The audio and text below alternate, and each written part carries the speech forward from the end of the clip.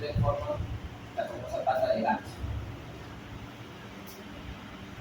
Bueno, lo que faltaba es que era un plano más profundo del que tiene, pero el músculo no debe ser. Observación, que había el mismo nombre, función, cortar lateralmente el músculo, y está orientado de la cabeza sobre el establo. En el compartimento posterior encontramos al semitendinoso, semimembranoso y bíceps femoral. El bíceps femoral es un extensor. El bíceps femoral es un extensor igual que el semitendinoso e igual que el músculo semimembranoso.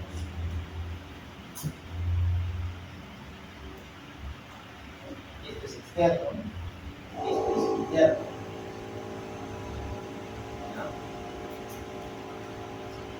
Este es el músculo semimembranoso, este es el semitendinoso. Está bajando todo este hacia el arco medial, ¿cierto? Medial de la actividad. Como ya han visto, pueden formar la pata de ganso. Mientras que el bíceps femoral tiene una distribución lateral o externa. Esa división o esa separación que existe entre el borde del músculo semimembranoso y la función del bíceps femoral conforma el límite superior del romo pubisquio, mientras que a nivel inferior los bordes de los músculos gastrocnemios y el músculo de la bailarina conforman lo que es el inferior del romo pubisquio. Dentro encontramos encontramos el banco oblicuo, arteria, nervio, arteria, vena y nervios. Ahí vamos a ver la parte más superior, por debajo del músculo piramidal, que se ve aquí. Entramos a por debajo de ese banco oblicuo y encontramos lo que son el córneo femoral, los tibiales, los meniscos, conforman la el bíceps femoral, como ya hemos hablado, de la distribución lateral, una cabeza larga que va a la línea diática y una cabeza corta que va a la línea áspera. La inervación, básicamente con el nervio ciático, y la función, flexión de la pierna y extensión del músculo. Extiende el músculo, mencionado sin extensión. El semitendinoso y el semimembranoso. El semitendinoso rápidamente se enlaza y forma un tendón que se llama semitendinoso. El semimembranoso es un músculo más plano que va en un plano posterior o interno al semitendinoso. Ambas partes de la universidad social. La inervación entre el nervio y el ciático y la función de ambos, bueno, como ven, van al mismo, nacen del mismo punto y van hacia el mismo lado. Es extensor del muslo, extensión de la pierna, rotación medial contra lo que está flexionado. Bueno, ya, movimiento más completo. Lo principal es extensión del muslo y flexión de la pierna. La arteria femoral es una arteria, o la arteria más importante del extremidad inferior.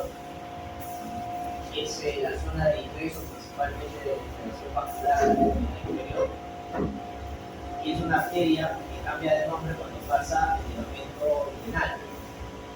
Antes de pasar el ligamento inguinal del suelo pélvico es la arteria ilíaca externa.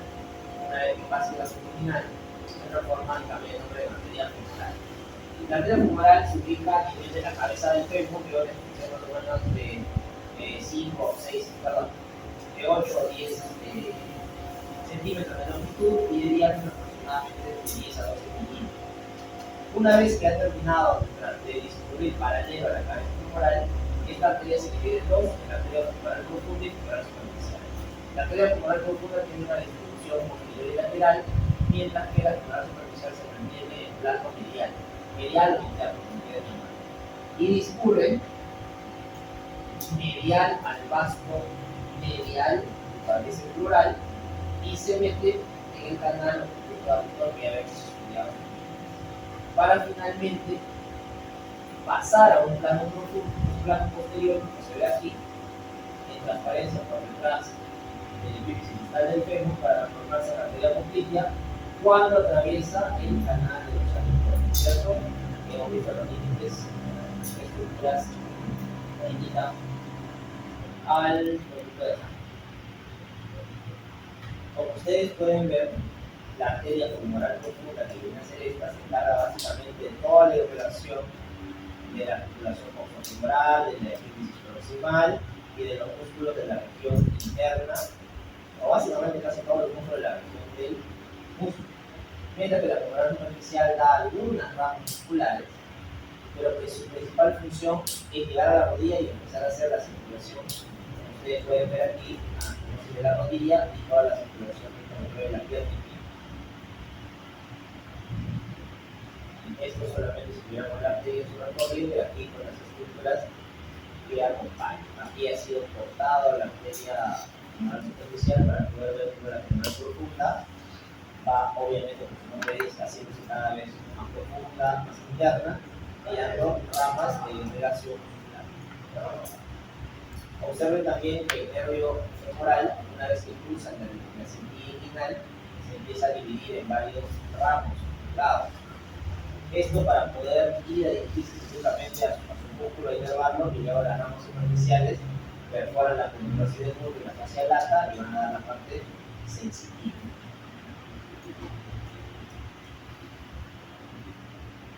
Esto sería la región posterior.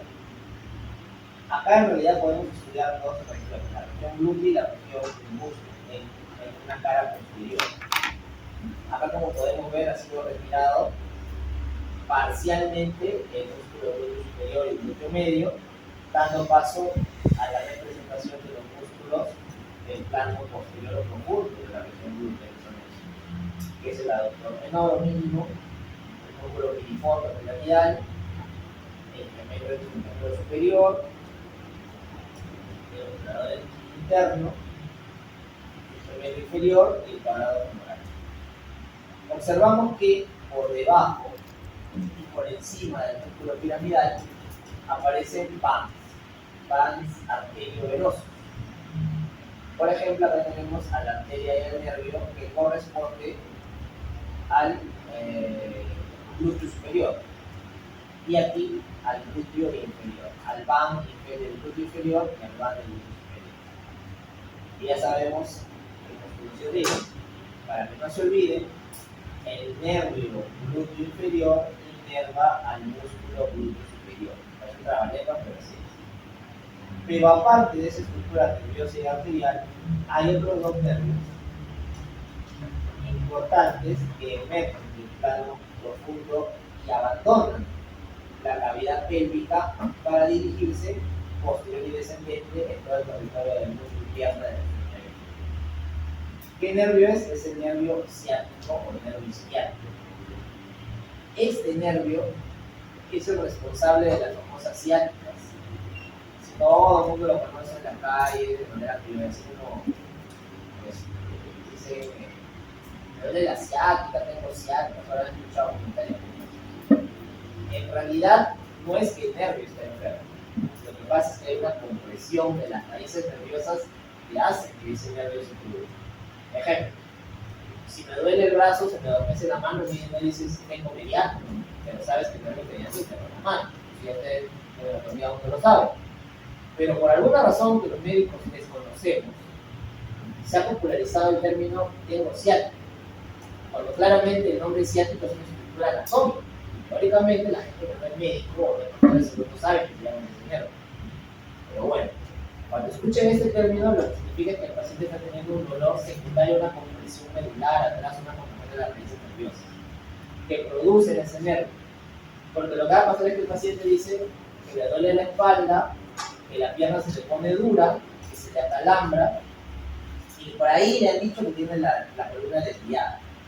Todo ese mix de cosas que puede decir el paciente puede hacer orientar a fallas en ese nervio, pero no directamente de él, sino de la compresión de las raíces que forman ese nervio. Entonces, como pueden ver, ese nervio ciático nace por debajo del músculo piramidal, escapa ahí de la pelvis y se dirige y se mantiene en el plano posterior de la región del músculo.